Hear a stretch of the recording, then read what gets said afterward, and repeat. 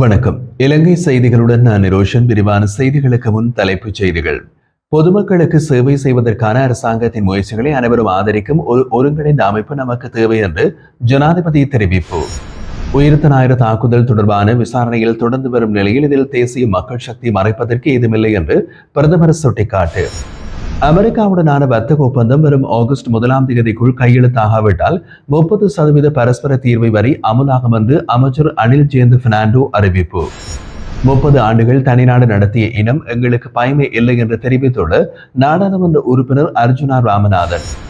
தொடர்வது விரிவான செய்திகள். தெற்கு மாகாண மேம்பாட்டு திட்டத்தின் கீழ் இந்த ஆண்டு ஹம்பாந்தோட்டை மாவட்டத்திற்கு 574 மில்லியன் ஒதுக்கப்பட்டிருந்தாலும் இதுவரை சுமார் 23 மில்லியன் மட்டுமே, அதாவது மொத்தத்தில் வரும் 4% மட்டுமே பயன்படுத்தப்பட்டுள்ளது என்று நடைபெற்ற உயர்மட்ட கூட்டத்தில் தெரிய வந்துள்ளது. மாவட்ட செயலக கேட்போர் கூட்டத்தில் ஹம்பாந்தோட்டை மாவட்ட சிறப்பு ஒருங்கிணைப்பு குழு கூட்டத்தில் உரையாற்றிய ஜனாதிபதி அனுருகுமார திசாநாயக்க இந்த பகுதியில் வளர்ச்சிப் பணிகளில் மெதுவான முன்னேற்றம் குறித்து மிகுந்த கவலை தெரிவித்தார். நிதியின் குறைபாடு குறித்து அதிகாரிகளிடம் கேள்வி எழுப்பிய அவர், மீதமுள்ள ஒதுக்கீடுகள் ஆண்டு முடிவதற்குள் மக்களின் நலனுக்காக திறம்பட பயன்படுத்தப்படுவதை உறுதி செய்யுமாறு அவர்களை வலியுறுத்தினார். பொருளாதார முன்னேற்றம் மற்றும் மேம்பட்ட வாழ்க்கை தரத்தை நோக்கி நாட்டை வழிநடத்த வேண்டும் என்றால் அரசியல் தலைவர்களுக்கும் பொது அதிகாரிகளுக்கும் இடையே நெருக்கமான ஒத்துழைப்பின் அவசியத்தையும் ஜனாதிபதி வலியுறுத்தினார். பொதுமக்களுக்கு சேவை செய்வதற்கான அரசாங்கத்தின் முயற்சிகளை அனைவரும் ஆதரிக்கும் ஒரு ஒருங்கிணைந்த அமைப்பு நமக்கு தேவை என்று அவர் கூறினார்.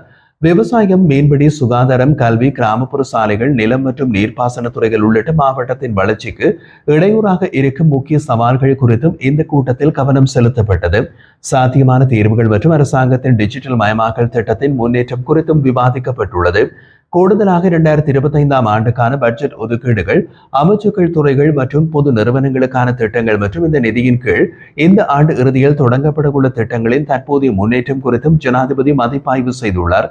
நில ஒதுக்கீடு தொடர்பான நீண்டகால பிரச்சனையை நிவர்த்தி செய்ய ஜனாதிபதி அனுருகுமார திசாநாயக்க நிலங்களை தன்னிச்சையாக விநியோகிக்கவோ அல்லது ஒழுங்கற்ற பரிவர்த்தனைகளுக்காக பல்வேறு அதிகாரிகளிடம் ஒப்படைக்கவோ கூடாது என்றும் வலியுறுத்தினார்.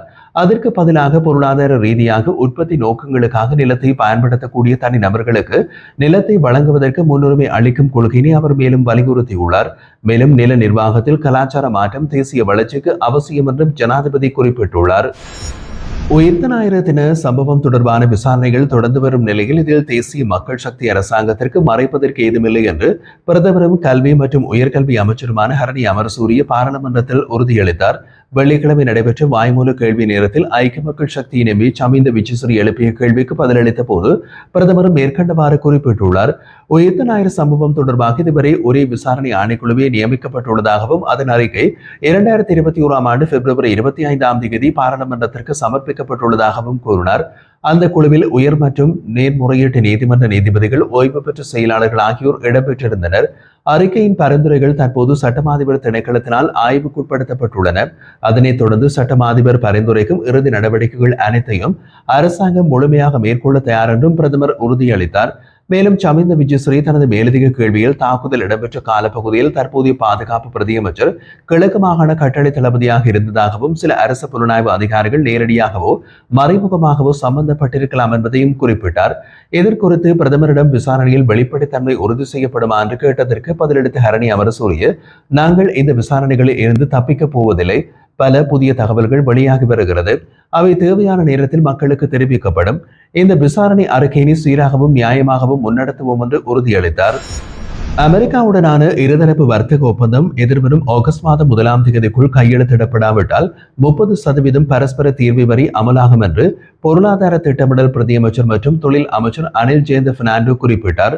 பாராளுமன்றத்தில் வெள்ளிக்கிழமை நடைபெற்ற அமர்வின் போது எதிர்க்கட்சி கொறடா கயந்த கருணாதிலக்கு எழுப்பிய கேள்விக்கு பதில் அளித்த போது அவர் இதனை தெரிவித்தார். அமெரிக்க ஜனாதிபதி டொனால்ட் ட்ரம்ப் கடந்த ஏப்ரல் 2ஆம் தேதி உலக நாடுகளுக்கு தீர்வை வரியை விதித்தார். அதன் அடிப்படையில் இலங்கைக்கு 44% விதிக்கப்பட்டது. இதனைத் தொடர்ந்து அதனை பரிசீலித்த ஜனாதிபதி விசேட குழுவை நியமித்தார். பேச்சுவார்த்தையின் முதல் கட்டம் காணொலி முறைமை மூலம் இடம்பெற்றது. பின்னர் இலங்கை பிரதிநிதிகள் இருமுறை அமெரிக்கா சென்று அந்த நாட்டின் வர்த்தக அதிகாரிகளோடு நேரடி கலந்துரையாடல்களில் ஈடுபட்டனர். இலங்கை அமெரிக்கா நோக்கிய ஏற்றுமதி $3 பில்லியன் இறக்குமதி 300 மில்லியனாகவும் காணப்படுவதால் 88% வர்த்தக பற்றாக்குறை நிலவுகிறது. இதன் அடிப்படையில் முதலில் 44% வரி விதிக்கப்பட்டது. தொடர்ந்து நடந்த பேச்சுவார்த்தைகள் மூலம் அதை 30% குறைக்க அமெரிக்கா ஒப்புக்கொண்டது. ஆசிய வலய நாடுகளில் இலங்கை இந்த வரி சலுகையை பெற்றது என்பதும் குறிப்பிடத்தக்கது. இருப்பினும் ஆகஸ்ட் 1ஆம் தேதிக்குள் இருதரப்பு ஒப்பந்தம் கையெழுத்தாகாவிட்டால் குறைந்தது 30% வரி அமலாகிவிடும். எனவே 30% வரியை மேலும் குறைக்க நடவடிக்கைகள் மேற்கொள்ளப்பட்டு வருகிறது. இதுபோன்ற சர்வதேச பிரச்சனைகள் தொலைபேசி அழைப்புகளால் அல்லது விருந்து உபசாரங்களால் தீர்க்க முடியாது. தற்போதைய பூகோள சூழ்நிலையை கருத்தில் கொண்டு எதிர்க்கட்சி விமர்சனங்களை முன்வைக்க வேண்டும் என்றும் அவர் வலியுறுத்தினார். கையூட்டல் மற்றும் ஊழல் தொடர்பான விசாரணைகளை முன்னெடுத்து வரும் ஆணைக்குழுவின் பரிந்துரையின் பேரில் முன்னாள் அமைச்சர் ராஜித சேனாரத்னவுக்கு பிடியாணை பிறப்பிக்க நீதிமன்றத்தில் கோரிக்கை முன்வைக்கப்பட்டுள்ளது. இந்த கோரிக்கை கொழும்பு மேலதிக நீதிமான் ஹர்ஷன ஹெகுனபொல முன்னிலையில் ஆணைக்குழுவின் அதிகாரிகள் மூலம் முன்வைக்கப்பட்டது. ராஜித சேனாரத்ன தொடர்ந்து ஆணைக்குழுவின் விசாரணைகளில் ஒத்துழைக்க மறுத்து வருவதாக கூறிய அதிகாரிகள் அவரை கைது செய்ய பிடியாணை வழங்குமாறு கோரியுள்ளனர். இதற்கு பதிலளித்த நீதிமான் பிடியாணை பிறப்பிக்க வேண்டுமானால் சம்பந்தப்பட்ட விசாரணை அறிக்கைகள் மற்றும் ஆதாரங்களை நீதிமன்றத்தில் சமர்ப்பிக்க வேண்டும் என்று தெரிவித்திருந்தார். அறிக்கைகளை பரிசீலிக்காமலேயே பிடியாணை பிறப்பிக்க முடியாது என்றும் நீதிபதி தெரிவித்திருந்தார். ராஜித சேனாரத்னவை கைது செய்யும் முயற்சியில் சட்ட ரீதியாக எந்த தடைகளும் இல்லை என்றும் நீதிவான் குறிப்பிட்டுள்ளார்.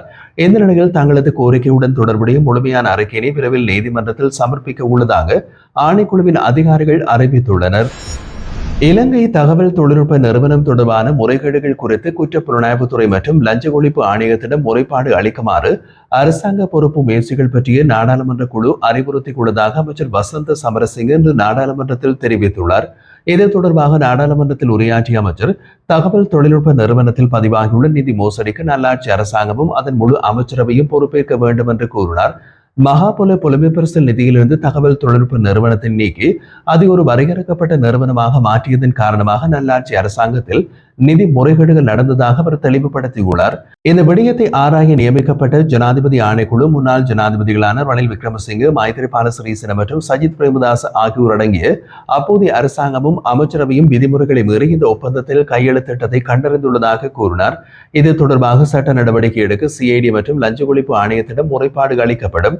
இலங்கை தகவல் தொழில்நுட்ப நிறுவனத்தை மீண்டும் மகாபல புலமைப்பரிசல் நிதியத்தின் கீழ் கொண்டு வருவதற்கான நடவடிக்கைகள் எடுக்கப்பட்டு வருவதாகவும் அமைச்சர் வசந்த சமரசிங்க குறிப்பிட்டுள்ளார். 30 ஆண்டுகள் தனிநாடு நடத்திய இனம் எங்களுக்கு பயமே இல்லை என்று நாடாளுமன்ற உறுப்பினர் அர்ஜுனா ராமநாதன் தெரிவித்தார். நேற்றைய நாடாளுமன்ற அமர்வில் கலந்து கொண்டு உரையாற்றிய அவர் அரசியல் அடிப்படையில் செம்மடிக்கு வந்து செருப்புகளை விட்டு ஓடுவதற்கு பதிலாக உண்மையாக தமிழர்களுக்காக போராடினால் நாங்கள் முழு ஆதரவை வழங்குவோம் என்று குறிப்பிட்டார். அவர் மேலும் கூறுகையில், நான் அமைச்சர் சந்திரசேகரனை அவமதிக்கவில்லை, அவருக்கு உதவி செய்வதே என் நோக்கம். ஆனால் வடக்கு மாகாணத்தில் உள்ள நாடாளுமன்ற உறுப்பினர்களுக்காக ஒதுக்கப்பட்ட 10 மில்லியன் பன்முக நிதி மற்றும் அங்கு உள்ள 6 அமைச்சர்கள் கூடிய நிதியையும் அமைச்சர் சந்திரசேகரன் வழங்கவில்லை என்றார். அரசியல் செய்ய வேண்டும் என்பதற்காக செம்மணிக்கு வந்துவிட்டு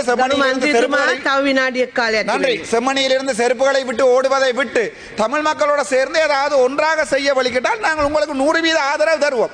நீங்கள் உண்மையா உங்களுக்கு என்ன கோபம், ஆனால் எனக்கு உங்கள் உண்மையான பாசம் இருக்கிறது. அண்மையில கூட ஜெர்மனியிலிருந்து சொன்னார், இல்லை அவரை அவமானப்படுத்த வேண்டாம், அவருக்கு உதவி செய்வதற்கு ட்ரை பண்ணுங்கள். நான் சொன்னேன், நான் அவருக்கு எப்பயோ லிப்டில் சொன்னான், நான் இவருக்கு உதவி செய்கிறேன் என்று சொன்னான். ஆனால் அவர் ஒருபோதுமே எங்களுடைய வளங்களை பாவிப்பதும் இல்லை, எங்களை பற்றி நாங்கள் சொல்வதையும் கேட்பதும் இல்லை. அதை விட வடக்கு மாகாணத்திலே ஒரு பாராளுமன்ற உறுப்பினருக்கு தர வேண்டிய 10 மில்லியன் டைவர்சிஃபைட் ஃபண்ட், அதாவது பன்முகப்படுத்தப்பட்ட நிதி பாராளுமன்ற உறுப்பினர்களுக்கு சிறப்பாக இருக்கு. அந்த பாராளுமன்ற நிதியை கூட எங்களுடைய அமைச்சர் இன்று வரைக்கும் வடக்கு மாநிலத்தில் இருக்கிற 6 பேருக்கும் எடுத்து தரவில்லை. எடுத்து தந்திருந்தால் அதிலே நாங்கள் ஒரு சிறந்த செயற்திட்டம் ஒன்றை செய்து வைத்திருக்கலாம். அதையும் விட நான் முக்கியமான ஒரு விடயத்தை சொல்லி முக்கியமான விடயம், எங்களுடைய கனடாவிலே ஒன்டாரியோ மாகாணத்திலே ஸ்கான்பரோ விலை 26ஆம் தேதி ஒட்டுமொத்த தமிழினமும் ஒன்றாக சேர்ந்து 64 உடலங்கள் எடுக்கப்பட்டிருக்கிறது. உங்களுக்கு நன்றாகவே தெரியும். தமிழனாக தேசிய தலைவர் கூட எங்களுடைய எங்களுடைய விமல் வீரவன் செல்ல அவருடைய நண்பர் எங்களுடைய வசந்த சமரசிங்க அவர்கள் சொன்னார், நாங்கள் பயம் இங்கே உள்ளே கதைப்பதற்கு வெளியே நாங்கள் கிட்டத்தட்ட 30 வருடங்களுக்கு தனிநாடு நடத்தின இனம். நன்றி, வணக்கம்.